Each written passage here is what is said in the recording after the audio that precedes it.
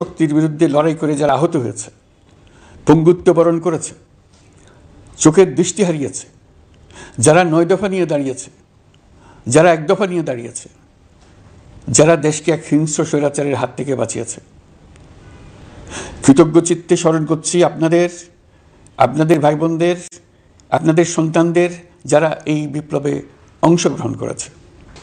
আমরা অন্তর্বর্তীকালীন সরকারের প্রথম 100 দিন অতিক্রম করলাম। আপনারা জানেন কি কঠিন এক পরিস্থিতিতে আমাদের দায়িত্ব গ্রহণ করতে হয়েছে। ছাত্র শ্রমিক জনতার অভূতপূর্ব গণ অভ্যুত্থানের পর ফ্যাসিস্ট সরকার প্রধান পালিয়ে গেলে দেশ সরকার শূন্য হয় সাময়িকভাবে। পুলিশ প্রশাসন এ সময় সম্পূর্ণ নিষ্ক্রিয় হয়ে পড়লে উদ্বেগজনক এক পরিস্থিতির সৃষ্টি হয়। স্বৈরশাসনে বিপর্যস্ত এই দেশকে আমাদের সবাইকে মিলে পুনর্গঠন করতে হচ্ছে। জুলাই আগস্ট বিপ্লবের পর আমরা এমন একটি দেশ হাতে পেয়েছি যার সর্বত্র ছিল বিশৃঙ্খলা। স্বৈরশাসন টিকিয়ে রাখতে আইন শৃঙ্খলা বাহিনীকে জনগণের মুখোমুখি দাঁড় করিয়ে দেওয়া হয়েছিল। বিপ্লব চলাকালে প্রায় 1,500 ছাত্র শ্রমিক জনতার শহীদে মৃত্যু হয়। আমাদের সরকার প্রতিটি মৃত্যুর তথ্য অত্যন্ত যত্নের সাথে জোগাড় করছে। এই বিপ্লবে আহত হয়েছে 19,931 জন। আহতদের জন্য ঢাকার 13টি হাসপাতাল সহ বিভিন্ন বিশেষায়িত হাসপাতালে চিকিৎসার ব্যবস্থা করা হয়েছে। প্রতিদিনই তালিকায় আরও নতুন নতুন শহীদের তথ্য যোগ হচ্ছে, যারা স্বৈরাচারের আক্রোশের শিকার হয়ে এই পৃথিবী ছেড়ে চলে গেছেন। প্রতিটি হত্যার বিচার আমরা করবই। জুলাই আগস্ট হত্যাকাণ্ডের বিচারের যে উদ্যোগ আমরা নিয়েছি তার কাজও বেশ ভালোভাবে এগিয়ে যাচ্ছে। পতিত স্বৈরাচার শেখ হাসিনাকেও আমরা ভারতের কাছ থেকে ফেরত চাইব। কেবল জুলাই আগস্ট হত্যাকাণ্ডই নয়, আমরা গত 15 বছরে সব অপকর্মের বিচার করব। অসংখ্য মানুষ গুম হয়েছে, খুন হয়েছে। এই সময় আমরা গুমের তদন্তে একটা কমিশন গঠন করেছি। কমিশন প্রধান আমাকে জানিয়েছেন অক্টোবর পর্যন্ত তারা 1600 গুমের তথ্য পেয়েছেন। তাদের ধারণা এই সংখ্যা 3,500 ছাড়িয়ে যাবে। অনেকেই কমিশনের কাছে গুমের অভিযোগ করতে ভয় পাচ্ছেন এই ভেবে যে অভিযুক্ত ব্যক্তিদের দ্বারা তারা আবার আক্রান্ত হতে পারেন, ক্ষতিগ্রস্ত হতে পারেন। আমি আপনাদের আশ্বস্ত করতে চাই, আপনারা দ্বিধাহীন চিত্তে কমিশনকে আপনাদের অভিযোগ জানান। কারো সাধ্য নাই আপনাদের গায়ে আবার হাত দেয়। গুম কমিশনের সদস্যদের কাছে ভুক্তভোগীদের যে বিবরণ আমরা পেয়েছি তা অত্যন্ত মর্মান্তিক। জুলাই আগস্টের বিপ্লবের পর ছাত্রছাত্রীরা শহর বন্দরের দেয়ালে দেয়ালে তাদের মনের কথা লিখেছে।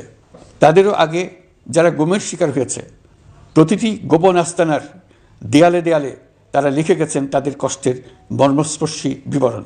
তাদের এসব কষ্টের কথা শুনে আমাদের হৃদয় কেঁপে উঠেছে। এসবের সঙ্গে জড়িতদের আমরা বিচারের কাঠগড়ায় দাঁড় করাবই। অভিযুক্ত যত শক্তিশালী হোক, যে বাহিনীরই হোক, তাকে ছাড় দেওয়ার কোনো সুযোগ নেই। কেবল দেশে নয়, গুম, খুন ও জুলাই আগস্ট গণহত্যার সাথে জড়িতদের আমরা আন্তর্জাতিক আদালতেও বিচারের উদ্যোগ নিয়েছি। ইন্টারন্যাশনাল ক্রিমিনাল কোর্টের প্রধান কৌশলী করিম খানের সঙ্গে আমার এই ব্যাপারে ইতিমধ্যে কথা হয়েছে। আইন শৃঙ্খলা রক্ষাকারী বাহিনীগুলোর কোনো সদস্য কিংবা অন্য কেউ যাতে হত্যা, গুম সহ এই ধরনের কোনো অপরাধে জড়িয়ে পড়তে না পারে, এই জন্য আমরা গুম বিরোধী আন্তর্জাতিক সনদে স্বাক্ষর করেছি। আপনারা দেখেছেন জাতিসংঘের আন্তর্জাতিক মানবাধিকার বিষয়ক হাই কমিশনার ফলকার তুর্ক সম্প্রতি বাংলাদেশ সফর করেছেন। জাতিসংঘ জুলাই আগস্ট হত্যাকাণ্ডের তদন্তে আমাদের সহযোগিতার হাত বাড়িয়ে দিয়েছেন। ডিসেম্বর প্রথম সপ্তাহে তারা আমাদেরকে তাদের রিপোর্ট হস্তান্তর করার প্রতিশ্রুতি দিয়েছে। অতীতের গুমের ঘটনাগুলো তদন্ত কাজেও আমরা নিয়মিত তাদের সঙ্গে যোগাযোগ রক্ষা করে চলেছি। মানবাধিকার রক্ষায় সহযোগিতা করতে ঢাকায় তারা তাদের জনবল বাড়ানোর প্রস্তাব দিয়েছে। আমরা এই প্রস্তাব গ্রহণ করেছি। প্রিয় দেশবাসী, আমি আগেও জানিয়েছি, আবারও জানাচ্ছি, গণ অভ্যুত্থানে সকল শহীদদের পরিবারকে পুনর্বাসন করা হবে। একজনও বাদ যাবে না। সকল আহত শিক্ষার্থী, শ্রমিক, জনতার চিকিৎসার সম্পূর্ণ ব্যয় সরকার বহন করবে। আহতদের দীর্ঘমেয়াদী এবং ব্যয়বহুল চিকিৎসা এবং শহীদদের পরিবারের দেখাশোনার জন্য স্বাস্থ্য মন্ত্রণালয়ের নেতৃত্বে একটি পূর্ণাঙ্গ তালিকা প্রস্তুত করা হয়েছে। প্রতিটি শহীদ পরিবারকে সরকারের পক্ষ থেকে 30 লক্ষ টাকা দেওয়া হচ্ছে। যারা বুলেটের আঘাতে তাদের দৃষ্টিশক্তি হারিয়েছেন তাদের চিকিৎসার জন্য নেপাল থেকে কর্নিয়া আনার ব্যবস্থা করা হয়েছে এবং যাদের প্রয়োজন তাদেরকে সরকারের পক্ষ থেকে বিদেশে চিকিৎসার জন্য পাঠানো হচ্ছে। জুলাই অভ্যুত্থানের কোনো শহীদ এবং আহত ছাত্র, শ্রমিক চিকিৎসা সেবা এবং পুনর্বাসন পরিকল্পনা থেকে বাদ যাবে না। এটি অন্তর্বর্তীকালীন সরকারের অঙ্গীকার। এই গণ অভ্যুত্থানের শহীদের স্মৃতি ধরে রাখতে গঠিত জুলাই শহীদ স্মৃতি ফাউন্ডেশন বেশ পাকাপোক্তভাবে তাদের কাজ শুরু করেছে। এই ফাউন্ডেশনকে সরকার 100 কোটি টাকা অনুদান দিয়েছে। এছাড়াও জুলাই আগস্ট বিপ্লবে শহীদ পরিবারের পুনর্বাসন ও আহতদের সর্বোত্তম চিকিৎসা নিশ্চিত করার জন্য সমাজ কল্যাণ মন্ত্রণালয়ের পক্ষ থেকে $5 মিলিয়ন একটি বরাদ্দ প্রস্তাব অর্থনৈতিক সম্পর্ক বিভাগের মাধ্যমে বিশ্বব্যাংকে পাঠানো হয়েছে। পতিত স্বৈরাচার পুলিশকে দলীয় কর্মীর মতো ব্যবহার করেছে। বাধ্য হয়ে তাদের অনেকেই গণহত্যায় অংশ নিয়েছেন। খুবই স্বাভাবিক প্রতিক্রিয়া হিসেবে তারা জনরোষের শিকার হয়েছেন। এতে তাদের মনোবল অনেক কমে যায়। আমরা পুলিশের মনোবল ফিরিয়ে এনে তাদের আবার আইনশৃঙ্খলা রক্ষায় কাজে লাগানোর চেষ্টা করছি। এক্ষেত্রে অনেক দৃশ্যমান উন্নতিও হয়েছে। আইনশৃঙ্খলা রক্ষায় বাংলাদেশ সেনাবাহিনীকেও কিছু নির্বাহী ক্ষমতা দেওয়া হয়েছে, যা পরিস্থিতির দৃশ্যমান উন্নতিতে সহায়তা করেছে। আমি আপনাদের সবাইকে ধন্যবাদ জানাই। কঠিন এই সময়ে আপনারা সবাই অপরিসীম ধৈর্যের পরিচয় দিয়েছেন। ধন্যবাদ জানাই দেশের রাজনৈতিক দলের নেতৃবৃন্দকে। তারা তাদের কর্মীদের শান্ত থাকার আহ্বান জানিয়েছেন। প্রতিশোধ স্পৃহায় লিপ্ত হয়ে কেউ যাতে হানাহানিতে জড়িয়ে না পড়ে সেই আহ্বান জানিয়েছেন। আপনাদের সবাই এই আহ্বানে সাড়া দিয়েছেন। ফেসিবাদী শক্তি ভয় দেখিয়েছিল তারা ক্ষমতা ছাড়লে দেশে লাখ লাখ লোক মারা পড়বে। টানা 7 দিন পুলিশ প্রশাসন সম্পূর্ণ নিষ্ক্রিয় থাকার পরও ব্যাপক আকারে সহিংসতা এড়ানো গেছে। আমরা যখন দায়িত্ব গ্রহণ করি বাংলাদেশ তখন সম্পূর্ণ অরক্ষিত একটা দেশ। এই সময় ধর্মীয় সংখ্যালঘুদের মধ্যে অহেতুক আতঙ্ক ছড়ানোর চেষ্টা করা হয়েছে। কয়েকটি ক্ষেত্রে তারা সহিংসতারও শিকার হয়েছেন। কিন্তু এটা নিয়ে যেসব প্রচার প্রচারণা হয়েছে তা ছিল সম্পূর্ণ অতিরঞ্জিত। অল্প যে সমস্ত সহিংসতার ঘটনা ঘটেছে তার মূল কারণ ছিল রাজনৈতিক। কিন্তু এইসব ঘটনাকে ধর্মীয় আবরণ দিয়ে বাংলাদেশকে নতুন করে অস্থিতিশীল করে তোলার চেষ্টা করা হয়েছে। আপনাদের সবার সহযোগিতায় আমরা দৃঢ়ভাবে এই পরিস্থিতি সামাল দিয়েছি। আমাদের দায়িত্ব গ্রহণের 2 মাসের মাথায় দেশে দুর্গাপূজা উদযাপিত হয়েছে প্রায় 32,000 পূজা মণ্ডপে। দুর্গাপূজা উপলক্ষে নির্বাহী আদেশে একদিন অতিরিক্ত ছুটি ঘোষণা করা হয়, যা উৎসবের আমেজকে অনেক গুণ বাড়িয়ে দেয়। দুর্গাপূজাকে ঘিরে আমরা ব্যাপক নিরাপত্তা প্রস্তুতি নিই, যার ফলে দেশের হিন্দু সম্প্রদায় নির্বিঘ্নে তাদের উৎসব পালন করেছে। আমরা দায়িত্বে আসার পর যে অল্প কিছু ক্ষেত্রে তারা সহিংসতার শিকার হয়েছেন আমরা তার প্রতিটি ঘটনার তদন্ত করেছি। শুধু হিন্দু সম্প্রদায় নয়, দেশের কোনো মানুষই যাতে কোনো রকম সহিংসতার শিকার না হয় সেজন্য আমরা যথাসাধ্য চেষ্টা করছি এবং সবসময় সে চেষ্টা করে যেতে থাকব। আপনারা জানেন চলতি বছর বাংলাদেশের বিভিন্ন অঞ্চলে 6টি বন্যা হয়েছে। আপনাদের সবার সহযোগিতায় আমরা এই বন্যা মোকাবেলা করেছি। বাংলাদেশের দেশপ্রেমিক সশস্ত্র বাহিনী বন্যা মোকাবেলায় জনগণের সাথে কাঁধে কাঁধ মিলিয়ে কাজ করেছে। বন্যা মোকাবেলা ও বন্যা পরবর্তী পুনর্বাসনের লক্ষ্যে বিশ্বব্যাংকের $250 মিলিয়ন অনুদান এবং স্থানীয় অনুদানের মাধ্যমে 100 কোটি টাকারও বেশি অর্থ সংগ্রহ করা হয়েছে। বন্যার ফলে অনেক জায়গায় ফসলহানি হয়েছে, ব্যাহত হয়েছে পণ্য সরবরাহ শৃঙ্খল। বন্যা পরবর্তী সময়ে বাজারে শাকসবজি সহ নিত্য প্রয়োজনীয় পণ্যের দাম বেড়েছে, ফলে আপনাদের কষ্ট হয়েছে। নিত্য পণ্যের দাম সহনীয় পর্যায়ে রাখতে আমরা যথাসাধ্য চেষ্টা করছি। বাজারে ডিমের সরবরাহ বাড়ানোর জন্য আমরা 9.5 কোটি ডিম আমদানির অনুমতি দিয়েছি। এই জন্য প্রয়োজনীয় শুল্ক ছাড়ও দেওয়া হয়েছে। মধ্যস্বত্বভোগীদের দৌরাত্ম্য কমিয়ে ডিমের উৎপাদকরা যাতে সরাসরি বাজারে ডিম সরবরাহ করতে পারে সে উদ্যোগও নেওয়া হয়েছে। মানুষ যাতে স্বল্প মূল্যে কৃষিপণ্য কিনতে পারে সেজন্য রাজধানী সহ বিভিন্ন স্পটে সরকারি কিছু পণ্য বিক্রি করা হচ্ছে। টিসিবির মাধ্যমে 1 কোটি নিম্ন আয়ের ফ্যামিলি কার্ডের মধ্যে 57 লাখকে স্মার্ট কার্ডে রূপান্তরিত করা হয়েছে। বন্যার ফলে চালের উৎপাদন ব্যাহত হওয়ায় চাল আমদানিতে শুল্ক ছাড় দেওয়া হয়েছে।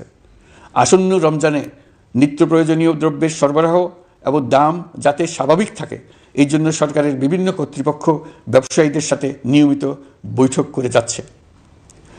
দ্রব্যমূল্য নিয়ে আমাদের কোনো লুকোছাপা নেই। মূল্যস্ফীতির পূর্ণ তথ্য জনগণের সামনে তুলে ধরা হচ্ছে। মূল্যস্ফীতি রোধে উচ্চ সুদের হার নির্ধারণ সহ একাধিক নীতিগত সিদ্ধান্ত নেওয়া হয়েছে, যার মধ্যে রয়েছে শস্য আমদানিতে এলসি সীমা অপসারণ এবং সরবরাহ চেইন সংক্ষিপ্ত করা। সামান্য হলেও জ্বালানি তেলের মূল্য কমানো হয়েছে। শিল্প কারখানায় গ্যাসের সরবরাহ বাড়ানোর উদ্যোগ নেওয়া হয়েছে, যাতে স্থানীয় পর্যায়ে উৎপাদন ব্যাহত না হয় এবং রপ্তানি ক্ষতিগ্রস্ত না হয়। গণশুনানি ছাড়া নির্বাহী আদেশে বিদ্যুৎ গ্যাসের দাম না বাড়ানোর সিদ্ধান্ত নেওয়া হয়েছে। পরিবহন খাতে চাঁদাবাজি বন্ধের চেষ্টা করা হচ্ছে। আমরা আশা করি বাজারে পণ্যমূল্য কমিয়ে আনতে এটা ভূমিকা রাখবে। নেপাল থেকে পানি বিদ্যুৎ বাংলাদেশে আনার ব্যবস্থা করা হয়েছে। দৈনন্দিন রাষ্ট্র পরিচালনার পাশাপাশি আমাদের ভবিষ্যতের বাংলাদেশ বিনির্মাণের কথাও ভাবতে হচ্ছে। আপনারা সবাই জানেন, আমাদের সবচেয়ে গুরুত্বপূর্ণ কাজ হচ্ছে একটি অবাধ সুষ্ঠু নির্বাচন আয়োজনের মধ্য দিয়ে নির্বাচিত সরকারের কাছে দায়িত্ব হস্তান্তর। আমরা রাজনৈতিক দলগুলোর সঙ্গে আমাদের নিয়মিত যোগাযোগ অব্যাহত রেখেছি। বিভিন্ন ইস্যুতে তাদের মতামত নিয়ে যাচ্ছি। সরকারের সিদ্ধান্ত গ্রহণে এসব মতামত অনেকাংশে প্রতিফলিত হচ্ছে। চলমান সংস্কার প্রক্রিয়ায় তাদের প্রতিটি মতামত সক্রিয়ভাবে বিবেচনায় নেওয়া হচ্ছে।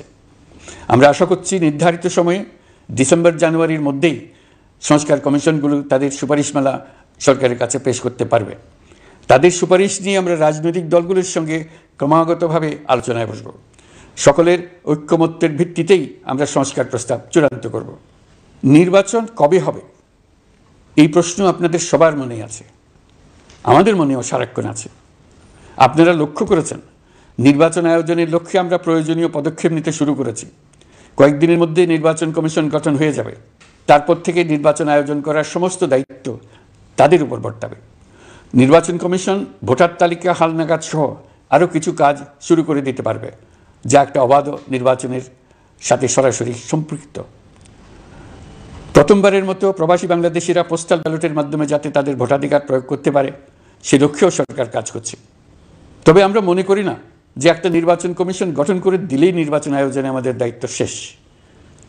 রাষ্ট্র ব্যবস্থায় সংস্কার আমাদের এই সরকারের অন্যতম অঙ্গীকার। আপনারাই আমাদেরকে এই ম্যান্ডেট দিয়েছেন। যেই 6টি সংস্কার কমিশন আমরা শুরুতে গঠন করেছিলাম, তারা ইতিমধ্যে তাদের কার্যক্রম অনেক দূর এগিয়ে নিয়েছে। বিভিন্ন গণমাধ্যমে আপনারা তাদের কার্যক্রমের আপডেটও দেখছেন। কয়েকটি সংস্কার কমিশন ডিজিটাল প্ল্যাটফর্ম গঠন করেছে। আমার অনুরোধ, আপনারা এই প্ল্যাটফর্মে উৎসাহ সহকারে আপনাদের মতামত জানাতে থাকুন। প্রথম 6টি সংস্কার কমিশনের মধ্যে একটি হলো নির্বাচন সংস্কার কমিশন। নির্বাচন অনুষ্ঠানের জন্য এই কমিশনের সুপারিশমালা অত্যন্ত জরুরি। তাদের প্ল্যাটফর্মে যান, আপনার মতামত খোলাখুলিভাবে তুলে ধরুন। আপনি দেশের মালিক, আপনি বলে দিন আপনি কি চান, কিভাবে চান। নির্বাচন নিয়ে আপনাদের সকল বক্তব্য বিনা দ্বিধায় বলতে থাকুন। আপনার মনের কথা তুলে ধরুন। আমার অনুরোধ, সংস্কারের কথাটাও একই সঙ্গে বলুন। সংস্কারকে পাশ কাটিয়ে যাবেন না। নির্বাচনের কথা বলার সঙ্গে নির্বাচন ও অন্যান্য ক্ষেত্রে সংস্কারের কথাটিও বলুন। সংস্কার হলো জাতির দীর্ঘমেয়াদী জীবনী শক্তি। সংস্কার জাতিকে, বিশেষ করে আমাদের তরুণ তরুণীদের নতুন পৃথিবী সৃষ্টির সুযোগ দেবে। জাতিকে বঞ্চিত করবেন না। নির্বাচন আয়োজনে যে সংস্কার কমিশনের সুপারিশমালায় রাজনৈতিক দলসমূহ এবং দেশের সকল মানুষের মতামত অপরিহার্য, সেই কমিশন হলো সংবিধান সংস্কার কমিশন। এই সুপারিশমালার যে অংশ সকলের কাছে গ্রহণযোগ্য হবে, তার ভিত্তিতে নির্বাচনী আইন সংশোধন করতে হবে। সমান্তরালভাবে ভোটার তালিকাও হালনাগাদ করার প্রক্রিয়া চলতে থাকবে। আমি নিশ্চিত নই সংস্কার প্রস্তাবসমূহ বাস্তবায়নের সুযোগ আমরা কতটুকু পাব। তবে আমি আপনাদের কথা দিচ্ছি, আপনারা সুযোগ দিলে প্রয়োজনীয় কিছু অত্যাবশ্যকীয় সংস্কার কাজ শেষ করেই আমরা আপনাদের কাঙ্ক্ষিত নির্বাচন আয়োজন করব। ততদিন পর্যন্ত আমি আপনাদের ধৈর্য ধারণ করার অনুরোধ করব। আমরা চাইব আমরা যেন এমন একটি নির্বাচন ব্যবস্থা সৃষ্টি করতে পারি যা যুগ যুগ ধরে অনুসরণ করা যাবে। এর ফলে সাংবাৎসরিক রাজনৈতিক সংকট থেকে আমাদের দেশ রক্ষা পাবে। এই জন্য প্রয়োজনীয় সময়টুকু আমি আপনাদের কাছ থেকে চেয়ে নিচ্ছি। নির্বাচনী সংস্কারের সিদ্ধান্ত হয়ে গেলে খুব দ্রুত আপনারা নির্বাচনের রোডম্যাপও পেয়ে যাবেন। অন্তর্বর্তী সরকার সৃষ্টি হয়েছে রাজনীতিকে নীতির কাঠামোয় আনার জন্য এবং রাজনীতির জন্য নতুন পরিবেশ সৃষ্টির নিবিড় আকাঙ্ক্ষা থেকে। এই আকাঙ্ক্ষা পূরণ করা থেকে জাতিকে বঞ্চিত করবেন না। নির্বাচনের ট্রেন যাত্রা শুরু করেছে, এটা আর থামবে না। কিন্তু যেতে যেতে আমাদের অনেকগুলো কাজ সেরে ফেলতে হবে। এই ট্রেন শেষ স্টেশনে কখন পৌঁছবে সেটা নির্ভর করবে কত তাড়াতাড়ি আমরা তার জন্য রেল লাইনগুলো বসিয়ে দিতে পারি, আর তা হবে রাজনৈতিক দলসমূহের ঐক্যমত্যের মাধ্যমে। ইতিমধ্যে অন্যান্য সংস্কার কমিশনের সুপারিশমালা নিয়ে আলাপ চলতে থাকবে। নির্বাচন ছাড়াও আরও গুরুত্বপূর্ণ সংস্কার করার ব্যাপারে ঐক্যমত গঠনের জন্য অতিরিক্ত সময় প্রয়োজন হতে পারে। দেশবাসীর কাছে, বিশেষ করে রাজনৈতিক দলগুলির কাছে আমরা ক্রমাগতভাবে প্রশ্ন তুলতে থাকব, কী কী সংস্কার নির্বাচনের আগে আপনারা করে নিতে চান। নির্বাচনের আয়োজন চলাকালীন কিছু সংস্কার হতে পারে, সংস্কারের জন্য নির্বাচনকে কয়েক মাস বিলম্বিতও করা যেতে পারে। আমরা দুদিন পরে চলে যাব, কিন্তু আমাদের মাধ্যমে জাতির জন্য যে ঐতিহাসিক সুযোগ সৃষ্টি হলো, সেই সুযোগটা যেন কোনো রকমই হাতছাড়া করে না দিই, এটার ব্যাপারে দৃঢ় থাকার জন্য আমি দলমত, নারী পুরুষ, ধর্ম, তরুণ, বৃদ্ধ, ছাত্র, ব্যবসায়ী, শ্রমিক, কৃষক নির্বিশেষে সবার কাছে আহ্বান জানাচ্ছি। আশা করি আপনারা আমার এই আবেদন গ্রহণ করবেন। দেশে সংগঠিত অন্যান্য অপরাধের বিচার প্রক্রিয়া ত্বরান্বিত করার জন্য দেশের বিভিন্ন জেলায় সহস্রাধিক প্রসিকিউটর নিয়োগ দেওয়া হয়েছে। হাইকোর্টে ইতিমধ্যে নিয়োগ দেওয়া হয়েছে 23 জন নতুন বিচারক। বিচার বিভাগকে ঘুষ ও দুর্নীতিমুক্ত করার জন্য সম্ভব সব ধরনের চেষ্টাই করা হচ্ছে। বিচারপতিদের নিয়মতান্ত্রিক উপায়ে শাস্তিমূলক ব্যবস্থা গ্রহণের জন্য সুপ্রিম জুডিশিয়াল কাউন্সিল পুনর্বহাল করা হয়েছে। শুধু বিচার বিভাগই নয়, সর্বগ্রাসী দুর্নীতির হাত থেকে দেশের সব খাতকেই রক্ষা করতে আমরা সচেষ্ট হয়েছি। দুর্নীতি দমন কমিশন পুনর্গঠনের কাজ প্রায় শেষ পর্যায়ে। দুর্নীতি ও অর্থ পাচারে অভিযুক্ত প্রভাবশালী 150 ব্যক্তির তালিকা তৈরি এবং 79 জনের বিরুদ্ধে অনুসন্ধান শুরু হয়েছে। 15% হারে আয়কর পরিশোধ করে অপ্রদর্শিত পরিসম্পদ অর্থাৎ কালো টাকা সাদা করার বিধান বাতিল করা হয়েছে। সরকারি কার্যক্রমকে গতিশীল করতে বিভিন্ন পর্যায়ের 19,084 জন কর্মকর্তা কর্মচারীকে পদোন্নতি, 13,429 জনকে বদলি এবং 12,636 জনের বিরুদ্ধে শাস্তিমূলক ব্যবস্থা গ্রহণ করা হয়েছে। সাংবিধানিক প্রতিষ্ঠান পাবলিক সার্ভিস কমিশন পুনর্গঠন করা হয়েছে। কুখ্যাত সাইবার সিকিউরিটি আইন বাতিলের নীতিগত সিদ্ধান্ত হয়েছে। এই আইনের অধীনে হওয়া যেসব মামলা মানুষের মত প্রকাশের অধিকারের সাথে সম্পর্কিত, সেগুলো প্রত্যাহার করা হয়েছে। এছাড়াও 133টি আইন বিধিবিধান তৈরি ও সংশোধন করা হয়েছে। 353টি গুরুত্বপূর্ণ নীতি নির্ধারণী সিদ্ধান্ত গ্রহণ করা হয়েছে। ছাত্রছাত্রীদের দাবি মেনে ইতিমধ্যে সরকারি চাকরির বয়সসীমা 32-এ উন্নীত করা হয়েছে। আমরা জানি আমাদের কাছে আপনাদের আরও অনেক দাবি দেওয়া আছে। দীর্ঘদিনের অপশাসন, অত্যাচার, অনাচারের ফলে আপনাদের মনে অনেক ক্ষোভ পঞ্জীভূত হয়েছে। দেশে বাক স্বাধীনতা না থাকায় আমরা কেউ আমাদের মতামত, দাবি দাওয়া প্রকাশ করতে পারিনি। আমরা আপনাদের প্রতিটি দাবির প্রতি সহানুভূতিশীল। আমরা ধৈর্য সহকারে আপনাদের কথা শুনতে চাই, কিন্তু সেজন্য আপনারা সড়ক অবরোধ করে জনদুর্ভোগ সৃষ্টি করলে আমাদের সকলেরই অসুবিধা হয়। আমাদের একান্ত অনুরোধ, আপনারা নির্দিষ্ট চ্যানেল মেনটেন করে আপনাদের দাবি দেওয়া পেশ করবেন। আমাদের বৃহৎ রপ্তানি পণ্য গার্মেন্টস শিল্পে গত কিছুদিন ব্যাপক অস্থিরতা বিরাজ করছে। ফ্যাসিস্ট সরকারের সুবিধাভোগী বেশ কিছু গার্মেন্টস মালিক পালিয়ে যাওয়ায় শ্রমিকদের বেতন ভাতা নিয়ে অনিশ্চয়তা তৈরি হয়েছে। অন্য অনেক কারখানাও শ্রমিকদের ন্যায্য বেতন সহ অন্যান্য সুবিধা থেকে বঞ্চিত ছিল। শ্রমিকরা তাদের দীর্ঘদিনের বঞ্চনার প্রতিবাদ জানাতে এবং অনিশ্চয়তা থেকে মুক্তি পেতে রাস্তায় নেমে আসে। আমরা তাদের কথা শুনেছি, তাদের আলোচনার টেবিলে নিয়ে আসতে পেরেছি। আমরা অত্যন্ত আনন্দিত যে মালিক শ্রমিকের মধ্যে 18 দফার একটা ব্যাপক ভিত্তিক চুক্তি স্বাক্ষরিত হয়েছে। বড় ধরনের কোনো সহিংসতা ছাড়াই আমরা শ্রমিক অসন্তোষ নিরসন করতে পেরেছি। তারা আবার উৎপাদনে ফিরেছে। এতে প্রাণ ফিরে পেয়েছে বাংলাদেশের রপ্তানিমুখী এই শিল্প। নানা প্রতিকূলতা সত্ত্বেও অক্টোবর মাসে আমাদের রপ্তানিতে প্রবৃদ্ধি হয়েছে প্রায় 21%। আমরা যখন কাজ শুরু করেছি, দেশের অর্থনীতি ছিল বিপর্যস্ত। বৈদেশিক মুদ্রার রিজার্ভ ছিল তলানিতে। আসার কথা, এই রিজার্ভ পরিস্থিতি এখন উন্নতির পথে। গত 3 মাসে রিজার্ভে কোনো রকম হাত না দিয়েই আমরা প্রায় $2 বিলিয়ন বৈদেশিক ঋণ শোধ করতে পেরেছি। জ্বালানি তেল আমদানিতে পুঞ্জীভূত বকেয়ার পরিমাণ $478 মিলিয়ন হতে কমিয়ে $160 মিলিয়ন আনতে পেরেছি। অর্থনীতি পুনরুদ্ধারে আমরা সর্বাত্মক চেষ্টা চালিয়ে যাচ্ছি। বিশ্বব্যাংক, IMF সহ বিভিন্ন দাতা সংস্থা ইতিমধ্যে ঋণ ও অনুদান হিসেবে $8 বিলিয়ন দেওয়ার প্রতিশ্রুতি দিয়েছে, যা আমাদের ভঙ্গুর অর্থনীতিকে সচল করতে সক্ষম হবে। পতিত সরকার আমাদের জন্য যে ভঙ্গুর অর্থনৈতিক পরিস্থিতি রেখে গিয়েছে, তাতে রাজস্ব আদায়ে গতি আনতে হিমশিম খেতে হচ্ছে জাতীয় রাজস্ব বোর্ডকে। এর মধ্যেও জুলাইয়ের নেতিবাচক অবস্থা থেকে অক্টোবর নাগাদ রাজস্ব আদায়ে 9.9% প্রবৃদ্ধি অর্জিত হয়েছে। আগের অর্থবছরের সংশোধিত বাজেটে বিপুল রাজস্ব ঘাটতি ছিল, যে কারণে এবার শুরু থেকেই রাজস্ব আদায়ের লক্ষ্যমাত্রা অনেক বেড়ে যায়। এর ফলে স্বৈরাচার পতনের পরবর্তী 3 মাসে 9.9% রাজস্ব বৃদ্ধির পরেও লক্ষ্যমাত্রার বিপরীতে 23%-এর বেশি ঘাটতি থেকে যায়। রাজস্ব আদায়ের গতি আনতে আমি এখন অনলাইনে আয়কর রিটার্ন জমা দিতে উৎসাহিত করছি। আন্তর্জাতিক সাহায্য সংস্থা, বিশ্বব্যাংক, IMF, UNDP ইত্যাদি প্রধানদের সঙ্গে আমার দীর্ঘ বৈঠক হয়েছে। তারাও বাংলাদেশকে নতুনভাবে এবং সর্বাত্মকভাবে সাহায্যের জন্য তাদের আগ্রহ ব্যক্ত করেছেন। চীনের পররাষ্ট্রমন্ত্রীর সঙ্গে একান্ত বৈঠকে চীনের পক্ষ থেকে যাবতীয় সাহায্যের আশ্বাস দিয়েছেন। 100 দিন আগে আর্থিক দিক থেকে আমরা যে লণ্ডভণ্ড অবস্থা থেকে যাত্রা শুরু করেছিলাম, সেটা এখন অতীত ইতিহাস হয়ে দাঁড়িয়েছে। এই 100 দিনে অর্থনীতি সবল অবস্থানে চলে আসছে। এটা সম্পূর্ণ নিজস্ব নীতিমালা দিয়ে হয়েছে। বলা বাহুল্য, এখনও আমাদের বন্ধুদের কাছ থেকে যে সাহায্যের আয়োজন হয়েছে তা আসা শুরু করেনি। বন্ধু রাষ্ট্রগুলো শুধু যে আমাদের বড় বড় অঙ্কের সাহায্য দিয়ে আসছে তাই নয়, তারা এই সাহায্য দ্রুততম সময়ে আসা শুরু করবে এই প্রতিশ্রুতিও আমাকে দিয়েছেন। এই সাহায্য আসা শুরু করলে আমাদের অর্থনীতি অত্যন্ত মজবুত এবং আকর্ষণীয় অর্থনীতিতে পরিণত হবে। বিদেশি বিনিয়োগকারীরাও নানা রকম বিনিয়োগে উৎসাহিত হয়ে এগিয়ে আসবে। বিনিয়োগকারীদের সঙ্গে এখন থেকে আমরা আলোচনা শুরু করে দিয়েছি। বিশ্বের রাষ্ট্রপুঞ্জের মজলিসে আমরা এখন সম্মানিত এবং প্রশংসিত দেশের অবস্থানে পৌঁছতে পেরেছি। এর কারণে পরাজিত শক্তি নানা কৌশল করেও তাদের দিকে দৃষ্টি আকর্ষণ করতে পারছে না। তারা নানা চেহারা নিয়ে আপনাদের প্রিয়পাত্র হবার চেষ্টা করছে। পরাজিত শক্তির ষড়যন্ত্র থেকে নিজেকে মুক্ত রাখুন, দেশকে মুক্ত রাখুন। এই ব্যাপারে অনড় থাকুন।